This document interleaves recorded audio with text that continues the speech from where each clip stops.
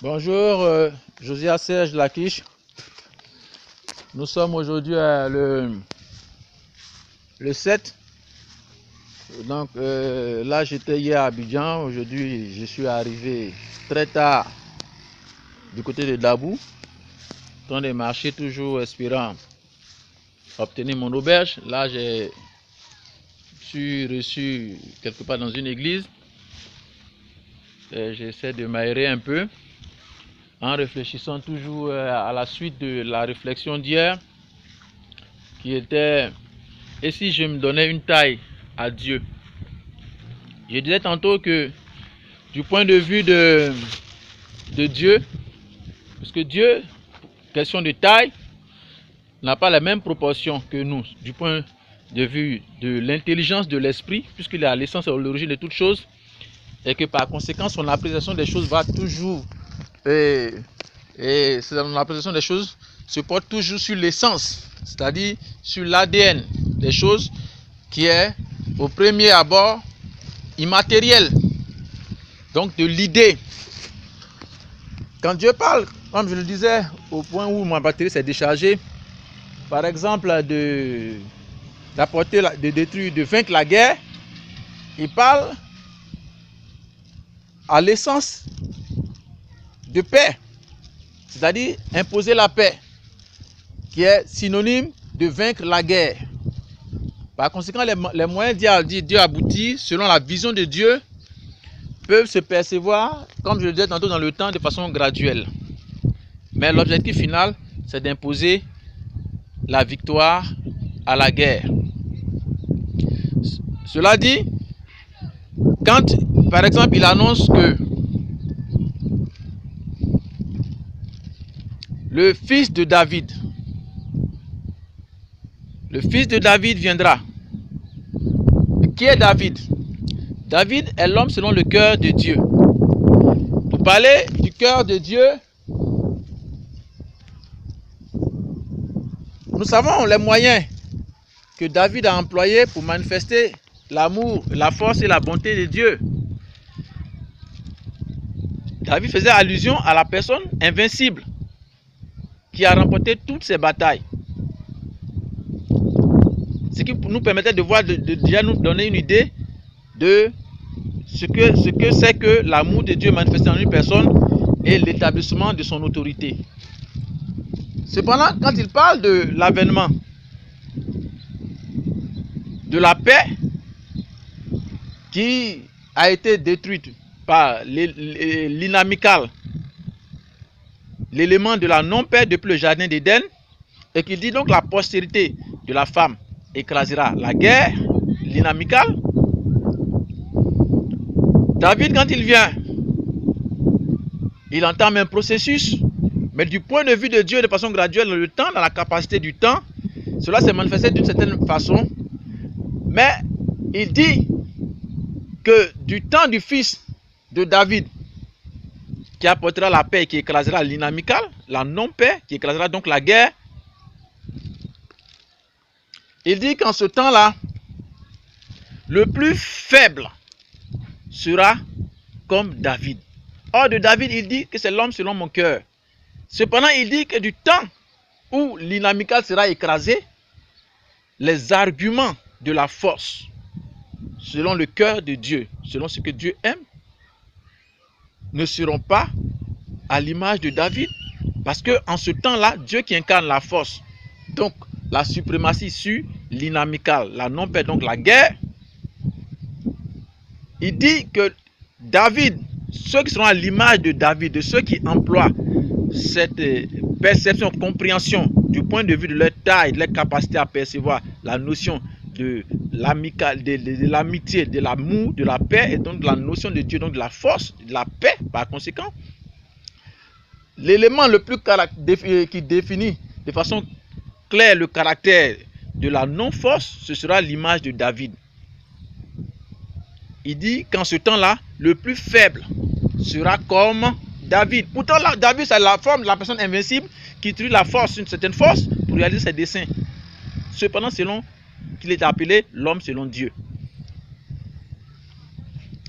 Et que celui qui incarnera en ce temps, donc dans la progression de la compréhension de Dieu, dans la taille qui nous fait arriver à l'image donc de ce Dieu dans son essence, dans la taille de la compréhension de Dieu depuis l'essence, l'origine des choses, au premier niveau, au premier degré selon Dieu, en ce temps de l'établissement de la paix selon lui. Cela se fera par le fils de David. Qui est le fils de David? De qui il dit que la force en ce temps-là sera appelée comme la maison de Dieu. Le plus faible sera comme David et le plus fort sera comme la maison de Dieu. Or, qui a construit le premier temple? C'est le fils de David. Le fils de David, c'est lui qui a construit le premier temple. Mais par quelle manière? Il s'appelle Shalom, c'est-à-dire paix. Or, de celui qui doit venir établir la paix, la Bible dit de lui qu'il s'appellera le prince de paix. Et le fils de David, effectivement, s'appelait prince de paix. Il était le fils de son père le roi, donc lui le prince Shalom, le prince de la paix, qui établit une domination planétaire, mais sans précédent, par une intelligence qui lui vient de Dieu, qui lui permet de vaincre la guerre et rétablir donc une prospérité sans pareil, sans précédent de son temps. De sorte qu'on dit du temps de ce prince de paix, l'argent ne se comptait pas, n'avait pas cette valeur qu'elle avait avant lui. Il a rendu l'argent banal, il a vulgarisé l'argent et l'a vaincu donc par la paix, la guerre économique, la guerre de la force des armes. Il a vaincu toutes sortes de guerres qui s'opposaient à la notion de la personne, de la vie, de l'existence, de la paisibilité sur la terre par une intelligence qui apportait la paix, qui lui a permis donc de faire venir le règne de la paix en ayant l'avantage sur l'inamical, la non-paix, c'est-à-dire la guerre. Ils sont en train de me suivre partout, ils me regardent. Moi, je suis obligé de trouver un espace pour avoir un espace un peu là. Voilà qui me suivent là-bas. Ouais, ils sont un peu partout. Il y a des groupes de gens, c'est comme ça qu'ils sont souvent, c'est des gamins, souvent ils me suivent. Hein. Quand je me déplace, ils me suivent. Là, voilà là-bas. On ne sait pas où ils vont. Leur problème, c'est de m'empêcher. Depuis hier, avant qu'ils effacent, soit la batterie s'éteint, etc. Je ne sais pas ce qu'ils font. Bon, je ne sais pas ce qu'il y a quoi. Je suis obligé chaque fois de reprendre et essayer de faire des efforts. Donc je continue pour dire. Alors donc, il a dit de lui qu'il établira donc, il aura l'avantage sur la non-paix par l'usage donc d'un moyen qui établit l'avantage sur la guerre. Pour parler donc de taille de Dieu, selon moi, ce serait donc en ce temps-là, la force serait l'intelligence nécessaire pour vaincre la guerre, mais par la paix. Et le livre saint, selon le livre d'Apocalypse, je crois, ou dans les évangiles ou les épîtres, il est dit que le prince de paix écrasera la guerre par la paix. Ce qui signifie l'intelligence, la capacité de percevoir à l'essence, selon Dieu, les arguments, les éléments de force qui écrasent la guerre, mais par les moyens de la paix, de l'intelligence paisible, apaisante, pour que nous passions de l'instabilité, de la non-paix à la paix. Qui était David? David était ce guerrier de la force brutale. Or, cette force avait pour conséquence de faire perdre des valeurs divines, de faire perdre la manne divine, la provision divine, les biens divins, les talents de Dieu. Et c'est ce que la force davidique produisait. Or, il était question pour Dieu d'apporter l'abondance et la surabondance, la prospérité sur toute la terre. C'est-à-dire ne pas causer de pertes, mais engranger des gains. Ce qui passait par une intelligence qui fructifie et non qui cause des pertes. Voilà pourquoi Dieu instaure à l'essence donc une stratégie pour vaincre la pauvreté, la misère, la disette, c'est-à-dire les pertes du denier divin des vies, des valeurs, à l'essence qui sont les capacités humaines de vie, des valeurs essentielles, divines donc humaines. Et pour cela, David était dépassé pour la gestion de ses ressources et apporter cette prospérité qui est synonyme de paix. La prospérité est égale à la paix. Parce que la guerre engrange, dans sa mauvaise gestion, dans tous les cas de figure, je suis obligé de passer outre la chronologie de ce que j'avais voulu pour expliquer ma pensée à cause de toutes ces perturbations, mais j'essaierai d'aller juste à l'essence. Et la prospérité est synonyme de paix. Dans tous les cas de figure, nous savons que la guerre est à tous les niveaux. Même faire une guerre pour engranger des gains, c'est une guerre à la pauvreté. Mais avec une intelligence qui gagne et non qui provoque des pertes. Pour parler donc de la taille de Dieu, et selon qu'il a dit, mes pensées sont au-dessus de vos pensées à la dimension minimale de la terre et du ciel. Pour en venir donc à cette pensée, dans les temps anciens, on nous a dit, selon l'origine des temps, selon la Genèse, que l'humanité avait une génération, une graine qui résistait au temps pendant au moins 1000 ans. Or, nous savons en architecture que la solidité d'un bâtiment prend en compte la taille, les dimensions, les fondations, la profondeur des fondations et la précision des mesures dans la taille, dans la forme qui permettent à l'édifice de durer, de résister au temps et à certaines pressions du temps. Ce qui signifie par logique, chronologique et analogie que les gens qui vivaient 1000 ans avaient certainement une taille supérieure à ceux qui vivent 10% de 1000, c'est-à-dire 120 ans.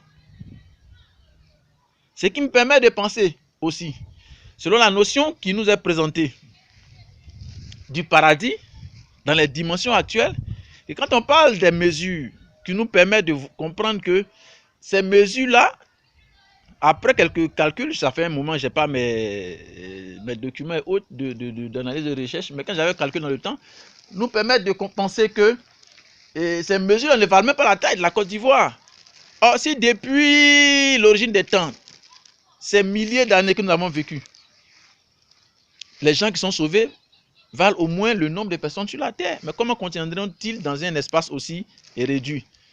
Ce qui me permet de penser que si en dactylographie ou en rédaction, une erreur d'une note, d'une virgule, d'un chiffre peut changer les choses, comme en architecture, une erreur qui peut en arriver à un fossé à la fin pour provoquer la chute, l'écroulement, ce qui soutiendrait pour moi la nécessité donc de réviser, de revoir certains éléments du texte de la Bible pour nous permettre de voir dans le format réel ou approximatif les dimensions de la pensée de la personne de Dieu quand il nous parle de la Bible.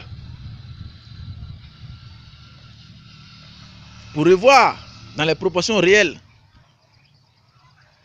comme le disait un de mes amis internautes qui adopte souvent un visage de clown pour faire passer de belles pensées, qu'un seul petit mensonge peut remettre en cause toute une vérité.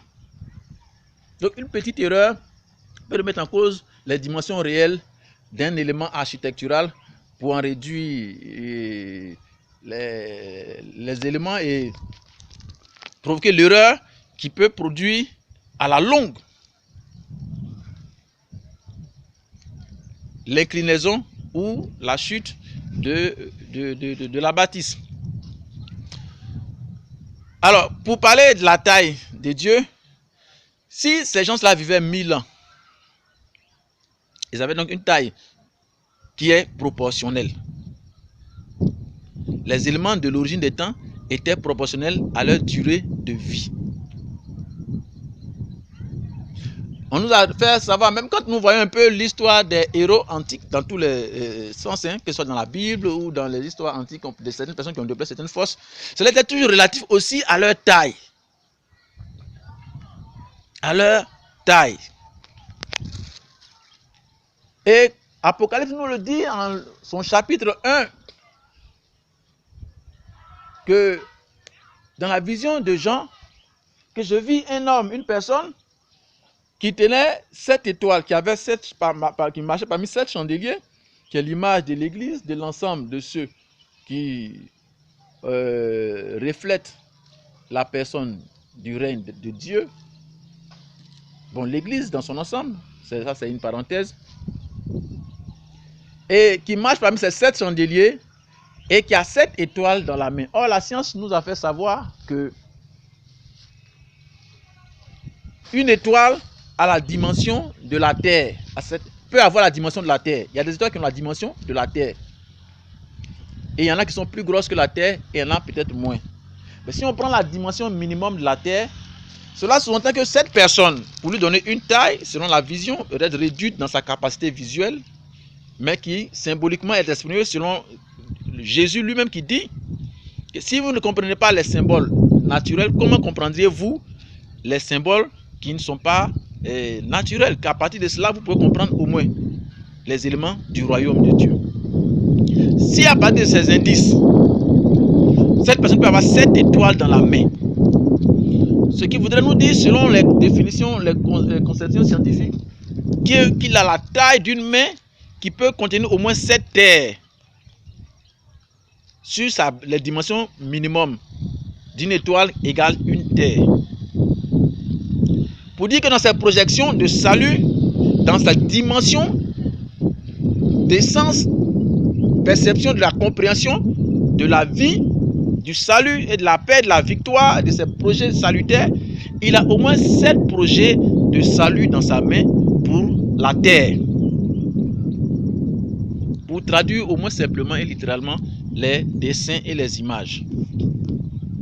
Pour dire que quand je regarde donc la terre et que je veux penser du point de vue de Dieu, je me demande qu'est-ce qui peut motiver une personne s'il y a nécessité de revoir certains éléments du texte et comprendre cela à bon escient, à la bonne portée. Qu'est-ce qui peut justifier qu'un tel investissement d'une valeur de la terre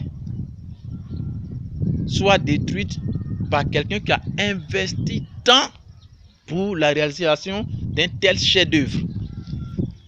Pour ma petite tête, la compréhension de guerre ou de paix ou de destruction a un autre sens selon l'essence de la pensée divine. Que détruire, si je devais penser du point de vue de Dieu, la guerre ou la non-paix, ce serait plutôt dans l'essence, dans l'intelligence qui contrefait l'infection de la paix. Parce qu'un tel investissement est, selon l'idée de guerre, est incohérent. S'il peut se permettre une telle architecture, au moins de 7 étoiles dans la main, qu'a-t-il à venir détruire un tel investissement? Ce qui sous-entend que la destruction est du point de vue de l'idée, de l'essence, de la pensée. Parce que je voudrais dire et le redire encore une fois que... Oh merde, je me suis fait échapper. Je vais en revenir. Ce que j'essaie de dire, si j'en arrive au bout de ma pensée, parce que les gens, il y a tous les gens qui passent, qui crient, qui font des grimaces là. Pour en revenir, avant de conclure, si Dieu devait avoir une taille, peut-être que je vais revenir sur l'idée qui m'a échappé tout à l'heure. C'est un peu comme l'image que Jésus-Christ donne du royaume des cieux. Il dit, le royaume de Dieu, le règne de Dieu, la force de Dieu est comme le grain de sénévé. et que le grain de sénévé est le plus petit élément d'un organe de vie, d'une sémence. Et quand il est sémé, il devient grand, aussi grand, fort, robuste qu'un arbre qui atteint les cieux. Et c'est comme ça qu'est un élément du royaume des cieux. C'est comme un individu que je suis, l'homme, un être humain, et qui a un élément aussi petit qu'un grain de sénévé, soit à la taille d'une fourmi à mes pieds. La fourmi à mes pieds peut sentir une présence, parce qu'elle a les moyens de sentir, de discerner qu'il y a une présence. Mais elle ne peut pas voir toute la dimension de ma taille, elle ne voit que mon orteil. Mais dans mon orteil, elle voit juste les éléments, les fibres de mon orteil. Elle s'imagine qu'il y a une personne, elle le ressent. Elle peut même me faire mal en me piquant. Mais ne même pas se rendre compte de ce qu'elle me fait ou ne me fait pas. Mais qu'elle sent qu'elle bute sur quelque chose ou qu'elle est en train de faire un mal.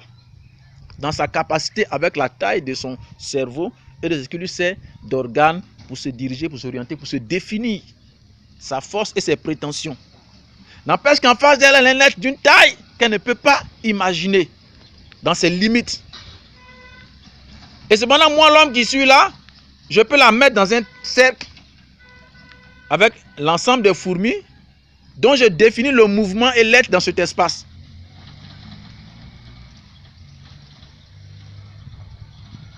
Si je me donnais une taille à Dieu,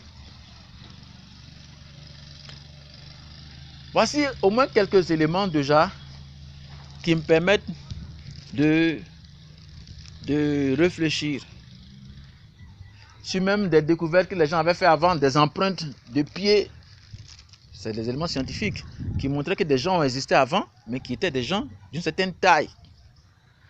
Et si des gens, pour parler des mesures du temple, en ce temps-là, étaient proportionnels à une certaine dimension, cela sous-entend que si la dactylographie a été réduite ou erronée, ou par un moment de correspondance dans le temps, ça voudrait donc dire que les mesures de la taille d'un enfant ou de, je ne sais pas, de telle mesure d'hier auraient pu être le double ou le triple ou le quadruple, parce que prendre la mesure sur 10 000 ans de durée de vie est différent d'un corps de cette espèce qui dure 100 ans. Les mesures pourraient être ou d'une mesure d'homme. De quel genre de qualité de taille d'homme il s'agit pour donner une mesure au temple des prévisions de Dieu, selon le programme que Dieu a pour le salut.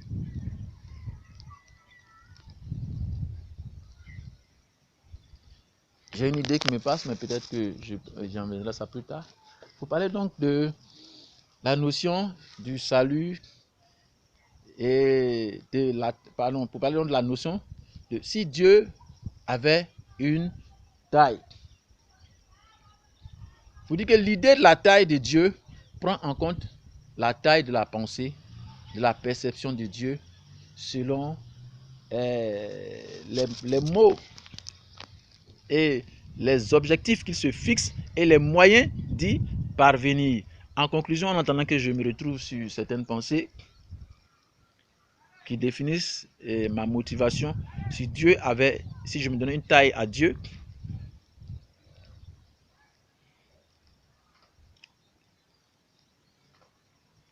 la pensée de Dieu sur la notion de vaincre la guerre en ce temps qui semble être le temps de la fin,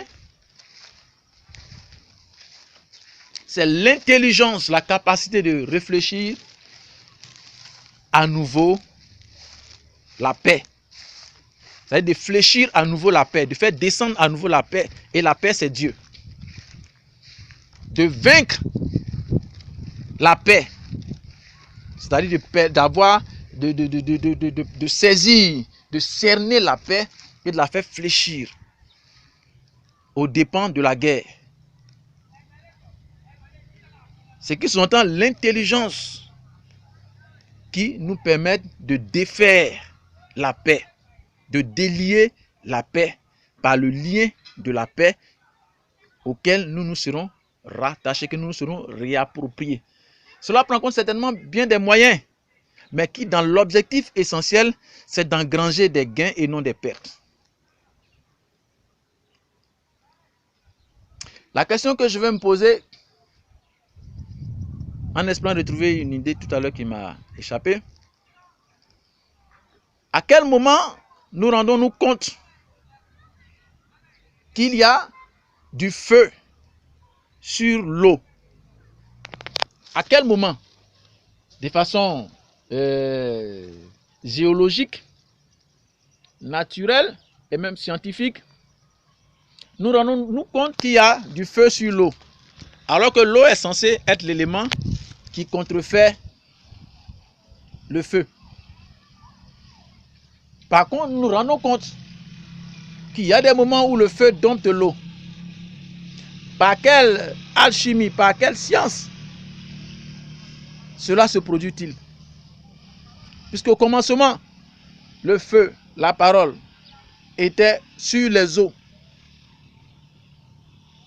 Après, un élément appelé Moïse vient, il dompte les eaux. Et plus tard, une autre personne appelée Jésus. Moïse qui signifie le sauveur du pouvoir des eaux. Et l'autre qui vient qui s'appelle Jésus, qui marche, qui s'appelle le sauveur, qui marche sur les eaux. Ça paraît insensé parce qu'il y avait des bateaux. Mais que vient-il lui abattre les eaux par ses pieds, par ses jambes en marchant sur les eaux? Il n'avait qu'à faire appel à un bateau plutôt que de battre les eaux. Quel était l'élément que Jésus-Christ voulait nous permettre de comprendre? Pourquoi utiliser cette haute force pour dompter la puissance des eaux et non la force habituelle, élémentaire,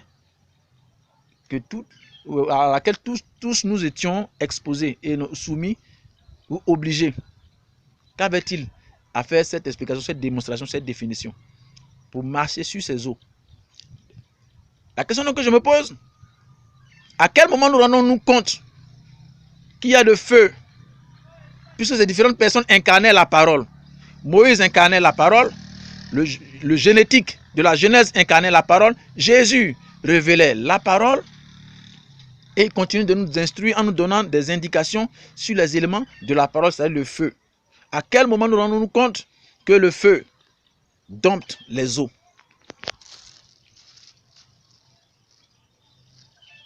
La réponse pour moi est simple, c'est qu'il y a de l'essence dans les eaux.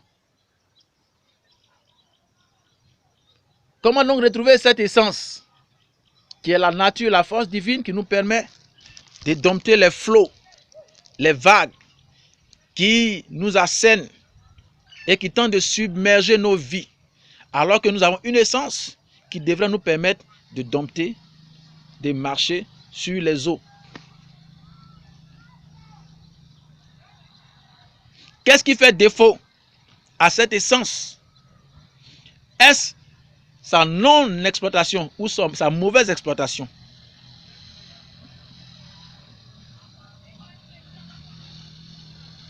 Parce que la vérité est que tant que vous verrez le feu dompter les eaux, c'est un signe, un indicateur d'une essence qui provient d'un élément au-delà de nos capacités, mais qui seul est capable de dompter les eaux. Pour dire que Dieu nous donne ici un indice de paix. C'est pour cela qu'il parle aux eaux, et les eaux se calment, et la tempête se calme. L'esprit, les moyens, l'intelligence pour gagner, pour engranger, non pour gagner seulement, mais pour vaincre, et non pour gagner des pertes, mais pour vaincre la non-paix et obtenir le gain de la paix qui égale à Dieu. Réfléchir à nouveau Dieu, faire descendre Dieu de son piédestal pour venir jusqu'à nous et nous donner la victoire que nous obtiendrons sur la non-paix, sur la non-divinité. Donc faire venir Dieu, faire fléchir, réfléchir à nouveau Dieu pour le rayonner, pour qu'il rayonne en nous sa paix, sa paisibilité, afin que nous soyons appelés la maison de Dieu. Je dis et je le répète, Dieu n'habite pas en nous. C'est une analyse personnelle, c'est une correction à faire parce que pour moi, un iota, comme on le dirait, A plus B est égal à AB. je pourrais m'inscrire selon moi en faux. Ça, c'est une réflexion personnelle pour inspirer la réflexion. Si A est égal à une banane et B à une igname, A plus B ne peut pas être AB. Parce que il n'y a pas ça ne donnera pas igname banane est égal à igname banane. On dira plutôt A plus B est égal à A et B est égal à une igname et une banane. Par contre, une igname plus deux ignames est égal à A plus B ou A1 plus B2 est égal à 3B. Ça, c'est une réflexion pour dire que ce qui est identique peut se conformer à une règle qui établit une vérité et que le mélange de contre-vérité apporte un autre élément qui n'est pas la vérité, qu'on appelle un mixage. C'est un mélange de deux vérités ou de contre-vérités. Cela dit, pour moi, cette formule devrait dire A plus B est égal à C, est égal à un troisième élément. Or, nous sommes ici dans l'élément de l'essence. Donc, réfléchir Dieu pour que Dieu nous apporte... Oh merde, à force de faire des parenthèses, j'étais sur le point de dire. Et donc, pour réfléchir Dieu, à nouveau, faire en sorte que Dieu, à nouveau, fléchisse de son piédestal et qu'il nous apporte sa nature paisible. Sa paix, vaincre donc la guerre par l'intelligence de la paix qui défait la guerre. Ah là là là là là là. Et je vais m'arrêter là en attendant de poursuivre la réflexion, le rayonnement de Dieu, le reflet de Dieu, afin que nous soyons appelés, comme je disais, une idée parmi les deux idées qui m'avaient échappé, que nous ne sommes pas la maison de Dieu. Correction nécessaire pour contredire, selon moi, cette écriture qui dit « Je viendrai et j'habiterai en vous ». Non. Le sens réel pour moi de cette interprétation, peut-être de cette mauvaise traduction, c'est que Jésus-Christ s'appelle le réparateur des brèches. Et il dit, vous serez des réparateurs de brèches. Les brèches, quand Jésus-Christ, nous faisons appel à Jésus-Christ, c'est-à-dire le Saint-Esprit, ou l'Esprit réparateur, il vient réparer en nous les brèches qui avaient permis à un intrus de s'introduire dans nos vies. C'est-à-dire nous rétablir dans notre essence, notre originalité. Et notre originalité, c'est de renouer avec notre origine. Image et ressemblance à Dieu. En ce moment, ce serait une erreur d'interprétation et dans le sens de l'expression qui dit habitation de Dieu. Ça veut dire en ce moment que nous sommes inexistants. Alors que nous sommes son ombre, son image et sa représentation, sa projection. C'est-à-dire nous sommes l'empreinte de Dieu. Nous sommes donc l'égal de Dieu, comme Jésus-Christ l'a dit. Mais dans une forme de dire égalité. Pas, comme on appelle, pas élément d'appartenance exclusive à la personne de Dieu, mais d'égalité. C'est-à-dire, les éléments qui constituent Dieu nous constituent. C'est cela, peut-être la mauvaise traduction, qui dit à la maison de Dieu. Non, vous êtes le reflet. Nous sommes le reflet, l'image et la ressemblance de Dieu, qui fait que nous recouvrons notre origine, notre originalité, notre origine, qui fait de nous des saints esprits, des saints corps et des saints esprits. C'est ce que Paul a dit, retrouver son corps glorieux, mais pas être l'habitation de Dieu. Qu'a-t-il à habiter dans un corps? Quand je suis l'architecte de toute architecture, je ne peux pas me construire une maison avec la taille que j'ai pour habiter dans une miniature de maison. Quand on parle de maison, c'est un ensemble de données, de valeurs qui constituent une société. Donc ma maison, c'est-à-dire le lieu de ma ressemblance, de ma génération, ou de mon générateur, où je forme le chef de toute cette génération. Quand on dit ma maison, l'habitation, le lieu où Dieu réside avec nous. Pas qu'il vienne habiter dans nos corps. Il dit avec vous, Dieu parmi vous. Emmanuel, l'esprit, la connaissance sainte, saine, qui nous identifie à celui d'origine, avec nous. Pas pour qu'il habite en nous, qu'il fait de nous, et qui nous fait, comme on appelle, l'expression va me venir, fait de nous des dépendances de Dieu, comme on appelle ça là. Des aliénations de Dieu, l'expression va me venir. C'est pas ça, c'est pas ce que ça veut dire. Pour moi, il y a un élément de traduction à voir. C'est ça le sens réel qui donnerait tout le sens et à la qualité de l'expression de la maison de Dieu. Dieu parle toujours à l'essence. Et s'il est question d'essence, on ne peut pas être donc une habitation divine. Parce qu'il est question d'une idée sainte, saine, qui prend un corps quand il est formé, après avoir suivi les étapes de cette combinaison, qu'il donne son corps, qui est saint à l'égalité de son générateur. Paix sur toute la terre, que Dieu guérisse ma très chère nation, qu'il a bénie au nom de Jésus-Christ. Shalom.